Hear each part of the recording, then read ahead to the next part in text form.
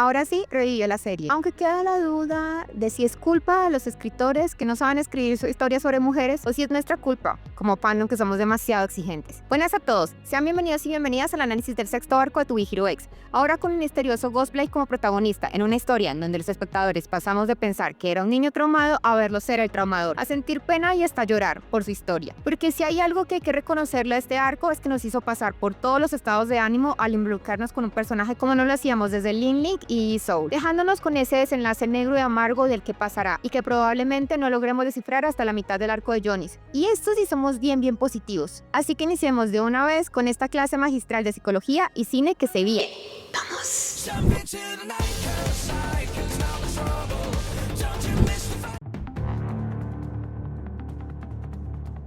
He de confesar que me gusta mucho cuando podemos ver el pasado de los personajes desde pequeño, porque empezamos creando un vínculo, una conexión especial, y este fue el caso de Ghostblade, que desde pequeño creció en una familia tan grande y un tin ruidosa según su criterio. En su video promocional y en el preview del capítulo nos mostraban escenas con instrumentos quirúrgicos, sangre y un niño triste, melancólico y solitario, y un adulto sin sentido de pertenencia. Y es que estoy segura que todos pensamos, mi chica lo abusaba. Pero no. La realidad era otra, y aún más simple. Su familia era dueña de una carnicería. Wan Ji creció rodeado de una familia numerosa y ruidosa, quienes nunca comprendieron su forma de ser y de pensar, preguntándose por qué el niño no hablaba, pero sin animarse a hacer ningún tipo de cambio por él. Es notorio que con cada arco hay un estilo narrativo y visual diferente. En Ghostblade no fue diferente, y según el director ejecutivo de esta parte, se usaron criterios y estilos que ayudaban a señalar los distintos pensamientos, sentimientos y problemas que tiene Wan Ji, influenciado por la cinematografía del conocido director de cine chino. En su pasado se usó la impresión escalonada, que se usaba mucho entre los 80 y los 90, pues ayudaba a darle distorsión especial a lo mal que se sentía de niño. También está presente el uso de colores especiales para representar sus distintas etapas de la vida. Según él, se utilizó un amarillo sombrío para el ambiente deprimente y ruidoso de la infancia. El estilo de este director es contar historias a través de los saltos temporales y también el uso frecuente de narraciones en off como un diario íntimo de los personajes. Bueno, eso definitivamente suena a todo lo que vimos durante el primer episodio, ya que le servirá perfectamente para contar la historia de un personaje que no quiere hablar. Aun siendo niño, decidió que quería seguir con el negocio de la familia, de carnicero, o desvividor, como él se denominaba, porque sentía que podía hacerlo mejor que su familia, y además con este trabajo podría encontrar la añorada paz mental que al estar rodeado por alborotadores no le permitían obtener. Lo más curioso es la resolución del pequeño Wan Ji, pues para poder hacer bien su trabajo descubrió una forma natural de calmar al animal para callar, algo que continúa haciendo luego como desvividor. De todas formas, el mejor momento es luego hacer su trabajo, porque logra obtener su paz mental, el preciado silencio. Así que, en conclusión, tuvo una infancia normal. Literal, solo fue el lonely boy, melancólico y ojeroso, y un rarito en el colegio, quizás hasta el emo del pueblo.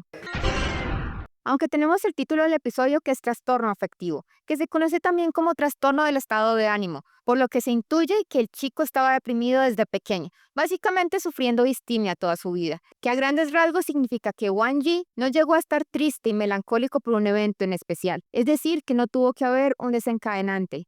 Es como depresión leve y duradera. Los síntomas no son incapacitantes, puede estar activo y disfrutar. Tener alegrías de vez en cuando. Se confunde con una forma de ser o una personalidad. Y eso es lo que su familia tanto le decía. Pero pues en realidad debía haber un problema aún más profundo para sufrir desde chiquito esto. Pero bueno, eso es lo que nos explican y ya está. Sobre todo teniendo en cuenta el video promocional que nos muestra al cirujano al inicio, a él viéndose al espejo y pensando en otros, humanos felices y tristes. Aquí el niño quería sonreír, quería ser normal, pero algo se le impedía. Él nació así. Y con el tiempo se acostumbró a ello.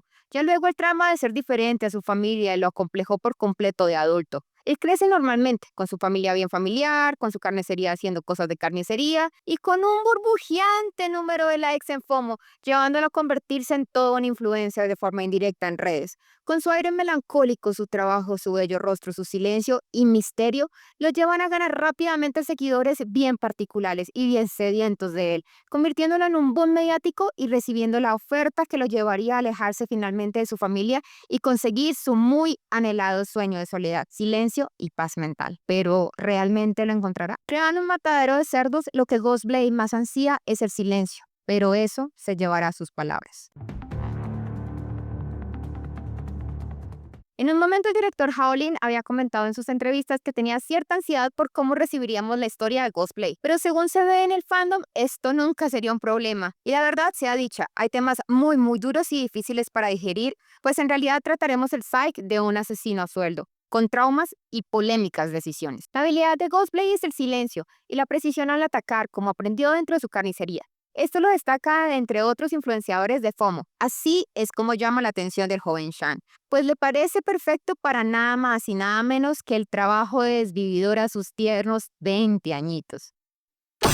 Algo más que trajo de su trabajo de carnicero a su trabajo de desvividor fue su superstición de calmar a las víctimas antes de desvivirla para que no lo maldigan luego de desvividos. A pesar de su pensamiento frío y calculador, lo que indica un grado de culpa interna de la que no se percata. Ghost no entiende de los sentimientos humanos, mucho menos de los suyos propios. Y esto es algo obvio y notorio cuando cree que por acariciarle la cabeza todo lo que hizo antes va a verse mejor. Es decir, la casa, el ataque, la intención de desvivirlo, todo esto creerse y fulminar si sienta una palmadita en la cabeza previo a su muerte. En su adultez cambia el ambiente melancólico del pasado y pasamos a colores vivos contrastándose entre sí. El tono y la atmósfera cinematográfica expresa la emoción del asesino silencioso que no puede expresar sus sentimientos con palabras, así que lo hace con colores fuertes. Según el director ejecutivo, se usan tonos azules fríos, naranjas cálidos para las escenas de diálogo entre Ghostblade y Shan-Lang, y en contraste vibrante de naranja y verde para las escenas de persecución de villanos. Vemos una iluminación tenue también, muchas veces con luces neón o lámparas cálidas que evocan nostalgia. La combinación de tonos azules fríos y naranjas cálidos llevan al uso intencional narrativo. Nos muestra el contraste emocional de Wang Yi al momento de estar cumpliendo su deber, para verse luego impresionado por un evento choqueante para él, como lo fue conocer a su futura esposa. El naranja, las emociones humanas, da la energía a la que tanto aborrece. Contrasta con el azul de su calma, el distanciamiento emocional, hasta que el rosa y el amarillo llegan por completo. Así conoció a Shan-Lang, el amor de su vida, la mujer con los mayores nervios de acero del mundo, que al vivir conectada a la realidad digital, ignora completamente lo que está ocurriendo y el peligro tan brutal en el que se encontraba. El problema de esta relación recae en el futuro que no planearon a cabalidad, ya que al no conocer el poder de los preservativos, esta parejita de tortolitos reciben la noticia de que un bebé que jamás planearon había llegado a sus vidas. Cuando aún luego de casados ni siquiera vivían juntos, añorando la independencia y soledad. Pero aquí, Shan-Lang decide que es el momento de dejar de jugar y aceptar su error. Se pone los pantalones bien puestos y enfrenta a su esposo, poniéndolo a decidir entre su familia y su trabajo. Nada de enviarse mensajitos para comunicarse, nada de vivir separados, nada de hacerse loco en la crianza de su hija, no. Es todo o nada con ella. Y aquí aplaudimos el desarrollo del personaje que tuvo muchísimo mejor de lejos que Ghost. Así nos pone en sus fans. Pero es que errar es de humano, perdonar es divino y rectificar es de sabios. Ella claramente sufrió una afección parecida a la de Wang en el tema de distanciamiento social y el deseo de callar sus palabras, pero definitivamente no en el apartado sentimental, siendo ella más entendida de esto, aceptando rápidamente una primera cita, posando su cabeza en el hombro de Ghost, buscando un amor real con él y su hija. Pero lastimosamente sus palabras llegaron a oídos que han sido cubiertos por el velo del trauma y su pregunta no recibirá la respuesta que esperaba. Ahora, desde el punto de vista de Wang Yi, él se encuentra aterrorizado por los sucesos que lo llevaron a esta conversación. Y ahora que su esposa está embarazada y por primera vez de toda esta relación, ella ha soltado el único medio de comunicación que la probaba y amaba, y ahora, ¡oh no! ¡Emite sonidos! Eso no me lo esperaba. Lo cual encierra a Ghost en su trauma familiar del pasado, no puede tener una familia y un trauma actual. Su confianza le impide hablar. Así como pasó con Ling Ling y el hombre fuerte, sus seguidores la han castigado y ahora el amor de su vida también. No crece como una niña normal, llena de amor, de comprensión, pero sin padre, pues su madre le contó que este ya no existía en sus vidas, o eso creía ella, pues una sombra siempre caminó detrás de ellas, siendo el mejor mal padre de esta serie. ¿Ok? No, pero sí le baja muchísimos puntos en el apartado de peor padre, pues nunca estuvo realmente presente para ella, no la conoció como era, no le enseñó lo que era el amor de un padre, no la abrazó cuando lloró, no la ayudó cuando tropezó, no la alzó cuando cayó. Y Salan se lo dice bien en su cara. Ella, quien lo conoció y sabe que no entiende sentimientos, fue la cachetada que en realidad necesitó por años y que finalmente lo hizo darse cuenta de que su forma de vida estaba mal y entiende que hay que tomar el toro por los cachos. Pero aún con todo este descubrimiento, Wang Yi vuelve a caer en su error. No se acerca porque no lo intenta y desde las sombras continúa stalkeando a su adorada hija. Una cosa lleva a la otra y así conocemos a Daddy Jones, ya que Gus es el encargado de desvivirlo por el pecado de saber más de lo que debería, haciéndose el comentario y explicándonos a los demás que es bueno no saber o no enterarse de nada. Y según los detalles que vimos en la misión en su celular, parece que Sheng ha sido todo un leaker de secretos, pero no se nos explica si fue durante su tiempo como ex o si fue después de retirarse y convertirse en un jubilado héroe. Al final de su vida vemos que le pide que perdone la vida de su hijo y Gus cumple este deseo porque no quiere ser maldecido y porque ya entiende lo que es amar a un hijo. Un dato interesante es que mientras que Ghost lo persigue, lleva en su mano una pulsera de pepas negras, que es la misma que debemos usar siempre. Y quizás tenga que ver con la pulsera budista que existe para alejar las malas vibras y que en este caso evitaría ser maldecido. Así que, quick tip. Que Sheng haya revelado secretos quiere decir que al llegar a su posición de ex supo más de la cuenta. Y quizás tenga que ver con la nave que encontró que lo enlaza con la pérdida de humanidad de muchos héroes y la decadencia del sistema que Spotlight está forzando a tomar a Fear como una nueva fuente de poder, lo cual me hace regresar al inicio de todo esto, Zero. El héroe supremo equiparable a un dios traumatizado, cegado y transformado en el peor enemigo de la humanidad. Pareciera como si la línea gris entre el bien y el mal se desdibujase y los aclamados ex perdieran la cordura con el paso del tiempo. ¿Será que al ser de una u otra manera manipulados y delimitados por sus propios seguidores los lleva al borde del colapso mental? También está la teoría de que a Ghostblade solo le mintieran en el resumen de su nuevo trabajo y la orden viniera porque algo seguramente se le estaba pidiendo a Sheng. Y este se negó, como vimos en el primer episodio de Johnny's, sin que esto le agradara a los altos mantos y decidieran acabar con el cabo suelto. Independientemente de esto, Ghost clava su arma en el estómago del pobre héroe retirado y termina su misión. Aunque carajo, pudo encontrar una forma menos dolorosa de acabar con él. Pero ya ven, a él solo le importa el silencio, no el medio para llegar a él. Antes de llegar a la última parte del análisis, quiero pedirte que si te está gustando el video, le des like y lo compartas. Y si quieres estar al tanto de los próximos videos, puedes suscribirte y darle clic a la campanita. Ok, continuemos. La historia a partir de aquí se une con la de Loli, con Ghostblade aprovechando el desorden de la nueva misión que se llamaba frente a él y se une al equipo de científicos para estar más cerca de su hija y protegerla de todo mal. Eso sí, junto a Johnny, sin que esto le agrade en lo más mínimo. Ya más adelante, el desvividor y el hijo del desvivido estrechan lazos, supuestamente. Digo, solo Little Johnny piensa esto, claro está. Y cuando Gus está pensando seriamente si desvivirlo o desvivirse, les cae Loli de la nada en nombre de la amistad y la justicia a aguarles el parche. Pues durante todo el viaje hizo uso de su tecnología para rastrear la última llamada recibida por parte del acosador a No No, encontrándolo, poniéndose su traje y saliendo a buscarlo. Y es gracias a este acto bastante inconsciente de parte de Loli que finalmente llegamos al fin sin retorno de esta historia, shipeo incestuoso entre padre e hija. El trauma viene cuando deciden hacer una mini reunión de afrontamiento entre No No y Ghost, en donde lo más extraño de todo no es que hagan este tipo de confrontación, porque qué carajos dentro de todo, Loli tiene razón en sentirse así, sino que el Dr. Luo le diga a Ghost que lo ayudaría para poder revelar sus sentimientos a No No, o sea, what the fuck. Y mire, puede que la diferencia de edad para unos pueda ser abismal y para otros no les importe mucho, pues como mínimo son 22 años de diferencia. Lo que es más grave es lo rápidamente que fue aceptado el tipo que ha sido acusado de ser un stalker de primera categoría, que atormentó por meses a la chica y que sea su jefe el que no le importe nada y decida ayudar al héroe.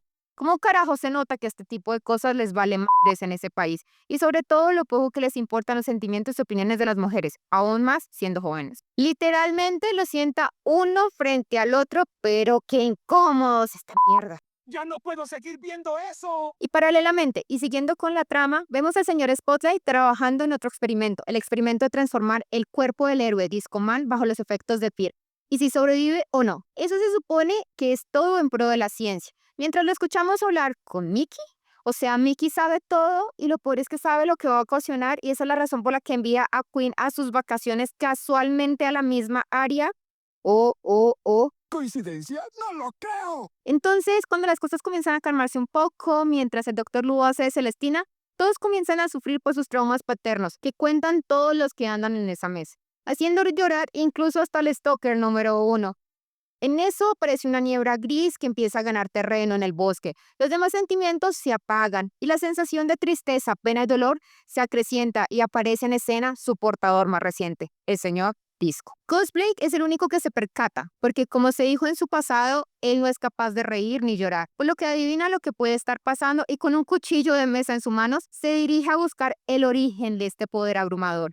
Sé que la batalla de nuestros héroes anteriores fueron increíbles, pero si tuviera que clasificar, Ghost entraría en mi top. Me encantó, y no solo porque se enfrentó al primer humano completamente controlado por Fear a un nuevo nivel, sino también por su agilidad, su precisión al momento de atacar, ver únicamente las líneas de corte, corte, corte, corte, corte. Mientras seguimos la batalla intensamente, fue súper interesante. Me acuerdo de Tsukini. Pasa lo que la trama manda. Y Discoman es vencido no sin antes liberar Fear al ambiente, permitiendo que una pequeña y quizás macabra burbuja entrara al cuerpo de Ghost. ¿Ustedes qué dicen? ¿Fear se apoderará de ese cuerpito? ¿O simplemente su ya conocida y constante depresión sin tratamiento que lo ha hecho vivir su propio calvario toda la vida lo salvará en esta ocasión? Hagan sus apuestas. En resumen, no se entera que Ghost es su padre, mientras que todo está volviendo a la normalidad. Y vemos que Loli pregunta, ¿alguien ha visto a Jonis? ¿Dónde estará Jonis? Ta na na na. Ahora el poder de Phil se ha explotado al máximo en el segundo capítulo, y según nos enteramos por los datos de los productores, les contaremos su historia hasta ahora. Durante el incidente de la llegada de los alienígenas, algunos investigadores del laboratorio Glimmer descubrieron que Fear puede ser usado para desbloquear el potencial humano. Es entonces que ellos comienzan a investigar y desarrollar en secreto un mecanismo capaz de cuantificar el valor del miedo. Después del accidente del avión de Lucky, estos investigadores se fueron del laboratorio Glimmer y fundaron Spotlight. Libres de las restricciones de Glimmer Lab, la investigación del valor de Fear avanzó rápidamente, hicieron avances innovadores y revolucionarios. Es así que el mecanismo del miedo fue creado. Después de años de estudio y testeo, un prototipo capaz de revertir el poder de los héroes a miedo fue inventado, también a la par del mecanismo que cuantifica el miedo. Fue usado en primera instancia durante el ataque de Shindy, el hombre Discoman, contra Ghost, probando que el mecanismo puede ser usado como un arma. Es decir, en resumen, el laboratorio Glimmer estaba estudiando el uso de Fear, pero fueron emboscados y robados. De esta manera su investigación creció a grandes pasos en la organización de Spotlight, finalmente convirtiéndolo en poder para los héroes y usándolo en batallas, como ocurrió con Discoman y Ghost. Y a medida que la tecnología avanza, el mecanismo de miedo fue desarrollado y convertido en un arma, como vimos que pasó con el XP de Link Link, y cómo le ocurrió al ojo, no sé qué. Básicamente experimentando bajo sus ideales. Y ese papá de Quinn, Dios, al fin qué, periodista, científico, otra marioneta del montón. ¿Qué carajos es ese hombre? Para cerrar, y aunque hemos desarrollado mucho en este video, quisiera dejar dos grandes incógnitas sobre la mesa. La primera, la Torre de los Héroes. ¿En realidad es un gran héroe que controla la materia? Quizás alguno de los miembros de la comisión es parte de la nave madre convertida en torre, con poderes y tecnología extraterrestre. ¿O simplemente es una gran antena receptora de información para poder monitorear los índices de confianza de todo el mundo y seguir manteniendo el control? ¿Pero por qué veremos un capítulo dedicado al tema? Eso es súper raro. Y para finalizar, hemos visto en repetidas oportunidades una tarjeta que pareciera ser una reina. ¿Será nuestra reina Quinn trabajando con su padre del desarrollo desde Spotlight? ¿O será la madre extraterrestre intentando tomar el control? ¿Estará del lado de Spotlight o traerá el caos como su objetivo principal? La cuenta regresiva cada vez es menor y sigo pensando que todo esto tiene que ver con Zero. En ese mini frame en el opening en el que vemos al ex actual cambiar a Zero y nuevamente a él, no me deja tranquilo. Pero sin más, y sabiendo que este video está saliendo ya tarde, esperamos que hayan llegado hasta aquí y nos acompañen en los siguientes videos de análisis de Jonis. Bye.